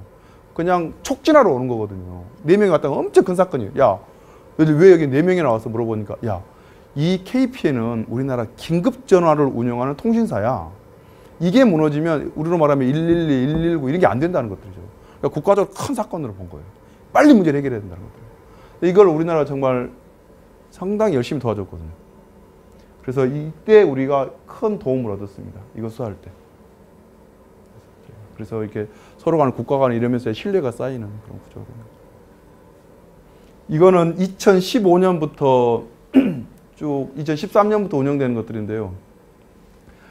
여러분이나 제가 비트코인이라는 걸 잘 모르실 때 이 성매매 업자들은 우리 웹사이트가 있으면 옆에 막 성매매 광고 있잖아요. 이 광고의 광고료를 비트코인으로 받았다는 거 아니에요. 2013년에서 16년 동안. 그래서 15억 정도를 받아들인 거죠. 그러니까 여기 일정한 금액으로 이 단위 0.67 비트코인으로 이 거래된 것들. 당시 이 금액으로 월 단위로 계속 거래되는 이거 성매매 광고를 낸 거 아니에요. 라고 추정할 가능성이 아주 높아지는 거죠. 그래서 블록체인에서도 이런 형태로 해서 얘가 뭘 했는지를 사후적으로 알아낼 수 있는 가능성들이 있습니다. 그렇잖아요. 이게 지금 용의자를 다 검거해서 확인한 것들이거든요. 매달 0.6714534 비트코인을 송부한 거거든요. 1월달, 2월달, 3월달 이 금액 보내는 저는 이 사이트에 광고를 냈을 거라고 보는 거예요. 물론 아닌 경우도 있겠죠. 왜냐하면 그 돈이라는 게 꼭 그 성매매 웹사이트 배너 광고 돈만 지불하는 건 아니니까. 하지만 매달 그렇게 냈다고 했을 때는 확률적으로 상당히 높아지는 것들이죠. 그렇죠? 이게 아까 말씀드린 그 웰컴 투 비디오도 실제 그런 비트코인을 우리나라에서 이제 거래 내역을 추적을 해서 최종적으로 거래소에 있는 정보를 확인해서 용의자를 잡았던 그런 사건들이죠. 그래서 이제 이 영역들이 또 새로운 아주 큰 영역으로 들어옵니다. 문제는 이게 공부를 할 수가 있는데 범인을 잡기까지는 이게 너무 한계가 많은 것들이에요. 기술적으로 분석하는 것도 쉽지가 않고 한다 한들 또 해당 국가에서 도와줘야 되고 또는 해당 국가에서 해당 정보를 가지고 있어야 돼요. 우리나라 정도 되니까 지금 암호화폐 거래소를 규제를 하는 것들이지 규제를 못하는 지금 나라도 많이 있죠. 아예 그냥 완전 자유업이 되어 있는 것들로 정보도 하나도 없고. 여러분 지금 계정 가지고 계세요? 암호화폐 거래소에?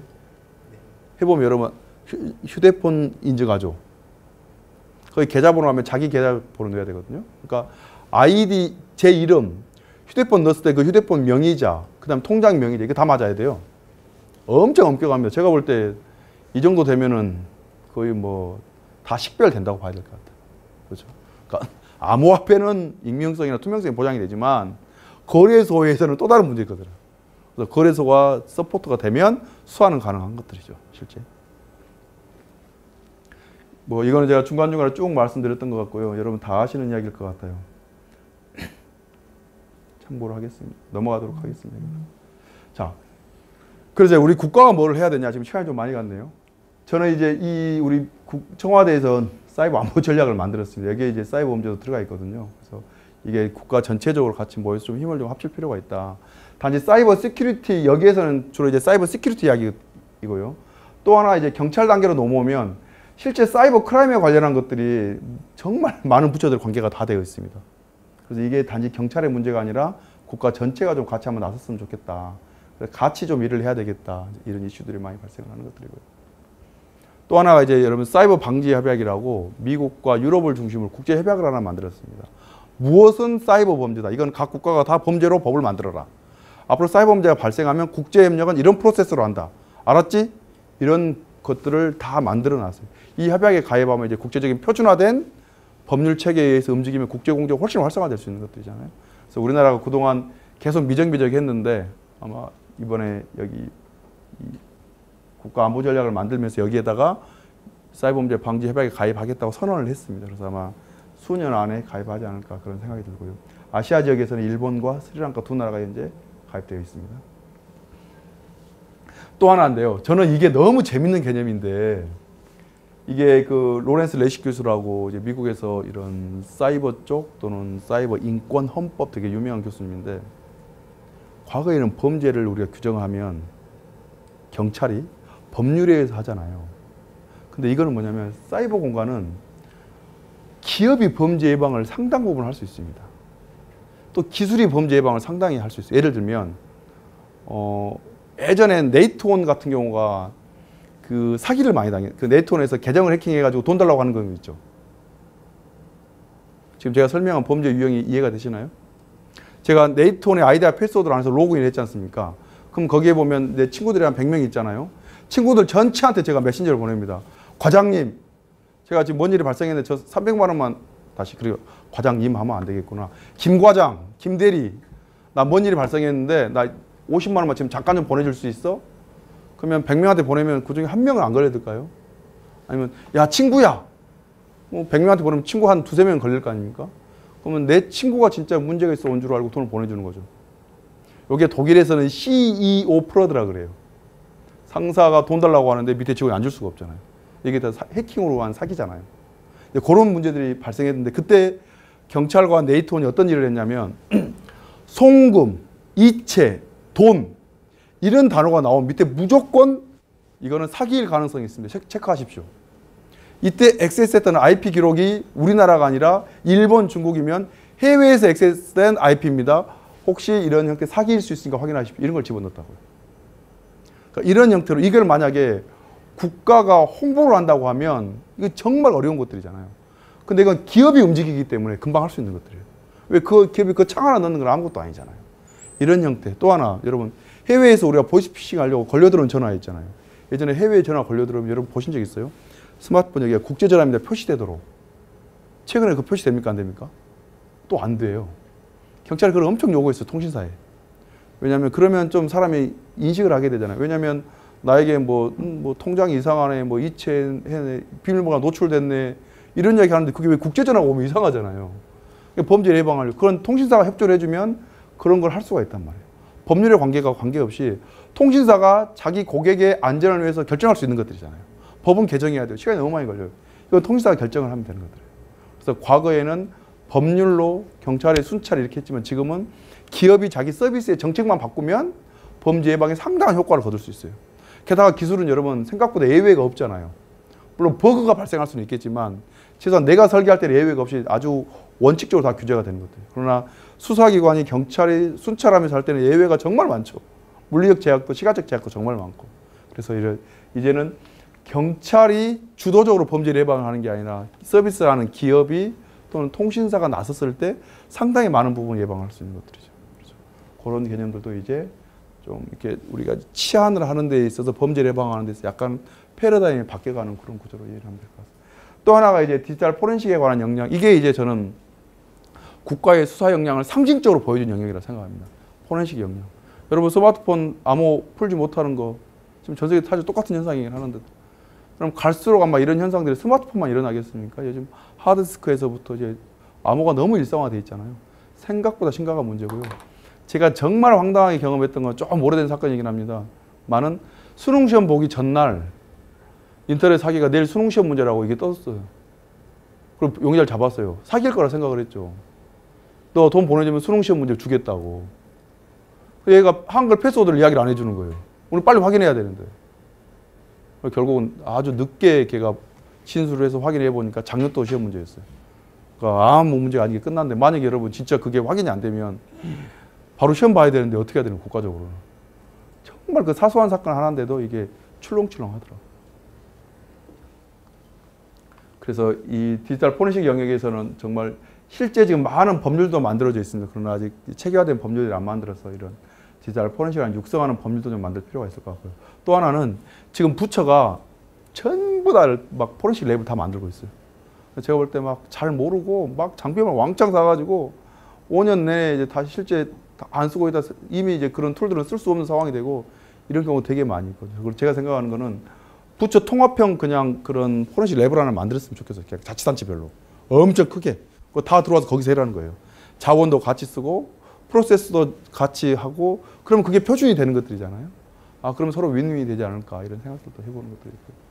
또 하나는 여러분 우리나라가 어떠한 그걸 하고 있냐면 수사기관이 수사 기록을 만들었잖아요. 그럼 이거를 이제 온라인으로 검찰로 보냅니다. 온라인으로 검찰로 보내고 이게 온라인으로 법원으로 가요. 이거를 2005년도에 노무현 대통령이 지시를 해서 이 형사사법 시스템을 페이퍼리스 형태로 만들자. 수사 기록을 종이로 하지 말고 전산화를 하자. 엄청 큰 프로젝트로 시작을 했어요. 그래서 이 시스템은 여전히 존재를 합니다. 다만 실제 이제 완전히 이 페이퍼리스는 사실 성공하지 못했고 왜냐하면 현장에서 온 다양한 이제 증거물들도 있고 또 현장에 작성한 진술서도 있고 이렇게 하잖아요. 물론 그걸 스캔터도 넣을 수가 있는데 그 증거 능력에서 약간 차이가 좀 있습니다. 그래서 이런 시스템 운영을 하고 있어요. 문제는 뭐냐면 여기에 이 문서들은 이런 형태의 시스템을 만들어 놨는데 디지털 증거는 지금 어떻게 하냐면 CD로 구워서 하드디스크에 담아서 이렇게 줘요. 그럼 검찰에서도 이걸 받아서 법원에서도 받으면 깨졌는가 안 깨졌는가 확인해야 될 거 아닙니까? 엄청 짜증나는 거예요. 그렇죠. 그럴 거 아닙니까? 야, 우리 그런 거 하지 말자. 디지털 증거는 앞으로 디지털 증거로 송치하자. 디지털 증거는 디지털 증거로 검찰로 보내고 법원으로 보내자. 그래서 아니면 내가 가지고 있고 권한만 넘겨주면 되는 거 아니냐. 왜 이걸 자꾸 CD로 구워가지고 이거 하지 말자. 요 작업을 현재 진행 중에 있습니다. 근데 지금 부처 간에 약간 좀 논란이 있어서 쉽게 되고 있지는 않는데 이런 논의 자체는 우리나라니까 가능한 겁니다. 경찰, 검찰, 법원으로 하나의 통합된 형사사법 시스템 운영해서 운영한 나라 이거 쉽지 않습니다. 그래서 디지털 증거를 이제 온라인으로 한다? 이 전제는 뭐가 깔려야 되냐면요. 모든 수사기관에 컴퓨터가 다 있다는 전제가 깔려야 되고요. 이걸 송치할 수 있는 네트워크 속도가 다 나와야 돼요. 그리고 그게 컴퓨터를 쓸 수 있고 볼 수 있는 환경들이 경찰, 검찰, 법원, 법정에가 다 돼 있어야 돼요. 그게 이제 우리나라는 충분히 가능한 상황이잖아요. 여러분 제가 설명한 이 환경이 이미 다 돼 있을 거라고 생각하시잖아요. 돼 있죠. 이제 시스템적으로 법률적으로만 좀 만들어가면 되지 않을까. 그래서 이런 부분까지 좀 만들고 저는 이제 이런 것들이 잘 되면 이런 게 이제 국제사회에서 보면 아주 멋있는 한국의 시스템들인 것들이에요. 물론 지금 경찰, 검찰, 법원이 페이퍼리스를 완전히 하지 않았던 이유 중에 하나는 뭐냐면 경찰의 수사 기록, 모든 기록이 검찰로 그대로 가면 검찰의 힘이 너무 세진다는 거예요. 여러분 그러지 않겠어요? 왜? 누가 김기범이 마음에 안 들어요. 김기범 한번 이름 치면 얘가 범죄했던 거, 참고인 진술했던 거, 얘 옛날 무슨 수사하다가 이메일 내용, 통신 내용 다 있을 거 아닙니까? 아, 그 문제가 있다. 그래서 자른 거예요. 그래서 모든 기록을 다 넘어가지 않고 일부 기록을 여전히 정의로 이렇게 넘어가긴 하고 몇몇 기록만 전산으로 넘어가는. 근데 아마 이것도 이제 검찰에 좀 힘이 좀 빠지게 되면 이런 것도 자연스럽게 해결되지 않을까 싶은 생각이 듭니다. 이제 경찰도 이제 국제기구에 많이 지금 보내려고 노력을 하고 있고요. 미국이 했던 것처럼 이제 한국 경찰을 주도로 해서 각국 경찰을 참여시켜서 큰 프로젝트, 우리나라 보이스피싱 했던 것들을 동남아시아 국가들 불러서 같이 수사하고 이런 걸 이제 해보려고 해요. 근데 돈도 많이 들고 정보력도 많이 있어야 되고 또 저희가 리더십도 충분히 갖춰져 있어야 되거든요. 그런 걸 제가 조금 해보려고 하는데 저는 그 정도 되면은 저희가 어떤 걸 하냐면 지금은 아직 우리가 못하지만 미국 FBI는 저희가 매년 6월 달에 심포지엄을 크게 하거든요. 한 500명 정도 와요. FBI 와가지고 조금 전에 뭐 아까 웰컴 투 비디오 자기들이 검거했다 그랬잖아요. 사실상 우리가 거의 다 했는데 FBI 수사관이 딱 와가지고 저희가 작년에 언제 또는 한 달 전에 무슨 작전을 해서 아동음란물 사이트를 다 검거를 했습니다. 이 사건에서 도와주신 우리 뭐 토마스 누구 우리 오스트리아 경찰입니다. 일어나십시오. 다 박수요. 다 여기 뭐 독일 경찰 누구입니다. 우리가 심포지엄 만들었는데 자기가 와가지고 자기가 장사를 다 해요. 엄청 억울해요. 아 근데 어쩔 수 없잖아요. 우리도 꼭 우리가 장을 열어서 우리가 이런 큰 사건 만들어서 그런 거 한번 해보고 싶은데 우리 오스트리아에 오신 게르케 만스케 이렇게 하고 그런 게 진짜 그만 우리나라의 사이버 문제가 아니라 국제사회의 사이버 문제를 근절한다는 좀 더 거시적이고 큰 명제에 부합하는 그런 역할을 할 수 있는 그런 때가 오기를 바랍니다. 네, 이거 진로는 이건 제가 좀 간단하게 준비를 했는데요. 여러분 보시면 실제 사이버 수사를 한다고 하면 디지털 포렌식 한다고 하면 많은 우리 특히 경찰관들이 생각을 뭐냐면 저는 컴퓨터를 잘 모르는데 이런 이야기를 합니다. 근데 여러분 솔직히 여러분도 전공하시면 컴퓨터 잘한다고 자신하는 사람 그거 다 사기꾼 아닙니까? 영역이 얼마나 넓습니까? 그렇죠? 어마어마한 영역이잖아요. 여러분 블록체인 전공자들이 10년 전에 그 블록체인 전공자는 없는 거 아니에요. 물론 기초적인 개념들은 다 있었죠. 그런 상황들이잖아요. 그래서 충분히 여러분을 할 수 있고 다 세분화된 세상이기 때문에 내가 어차피 다 잘할 수 없는 거죠. 하지만 기술적인 영역이 물론 중요한 영역이 가장 큰 영역이라 그건 분명한 겁니다. 그렇지 않은 영역들도 되게 많아요. 그래서 이런 법률이나 절차에 관한 영역들도 정말 많고요. 특히 국제 관련한 이슈들도 되게 많고요. 왜? 사이버범죄가 기본적으로 국제랑 연결되어 있기 때문에요. 모바일 포렌식에 관한 영역들. 여러분 이 영역들은 하나하나가 다 완전 전문 분야 될 수 있습니다. 여러분 지금 제가 여기 적어져 있는 키워드 하나만 여러분들이 하고 논문 몇 편 나오고 하면 아마 여러분들의 수준이 상당히 올라갈 겁니다. 왜냐하면 이게 너무 빠른 짧은 시간 안에 다양한 영역이 급속도로 확산되기 때문에 그 특정 영역에 관한 전문가를 찾기가 그리고 전문가가 성장되었을 시간적인 그런 많은 여유를 주지 않았거든요. 그래서 내가 단시간 안에 짧은 정도 공부만 할 때 상당 부분 여러분들을 그런 레벨을 끄집어 올릴 수 있으라고 저는 생각을 해요. 그리고 앞으로도 이 영역이 계속 성장을 할 겁니다. 여러분 생각해 보세요. 랜섬웨어 같은 경우도 물론 아주 초창기에 그런 형태가 있긴 있었어요. 그러나 이렇게 대규모로 확산된다는 건 불과 몇 년 안 됐거든요. 그렇잖아요. 이거 과거에 생각해보지 못한 범죄 유형이거든요. 이거 해볼 수 있다는 것들이죠. 그 다음에 사이버 시큐리티는 뭐 저보다 여러분도 잘 아실 것 같고요. 그리고 국제기구 활동도 되게 많이 있고요. 또 하나 제가 여기서 여러분들에게 말씀드리고 싶은 게 바로 이 설명을 제가 안 하고 넘어갔는데 국제개발협력이 제가 많이 인볼브하고 있는데 아시아 지역에 우리 한국 경찰의 수사나 디지털 포렌 기술 장비 시스템 법제 정책 이거를 이제 우리가 알려주는 이런 작업들입니다. 되게 재밌습니다. 그리고 되게 뿌듯하고요.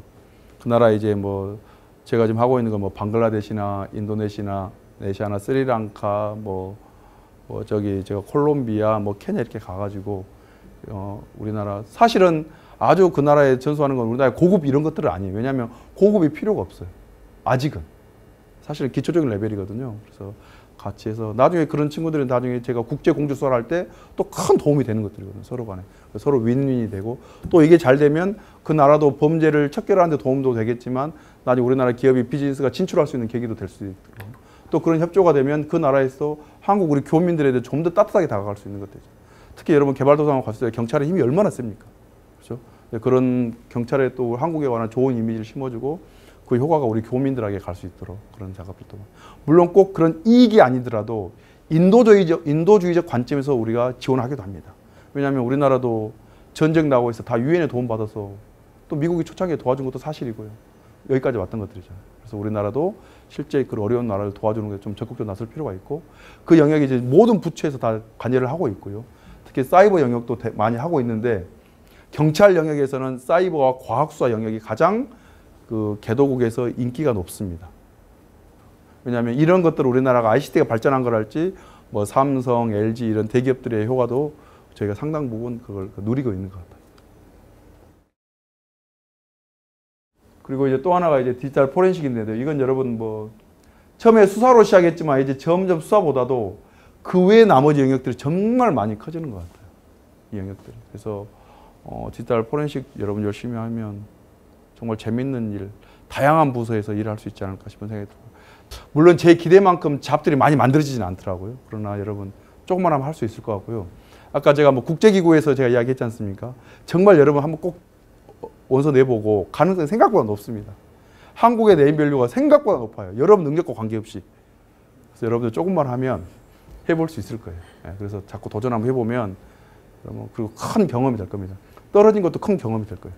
그래서 그런 지원들도 해보면 좋겠다.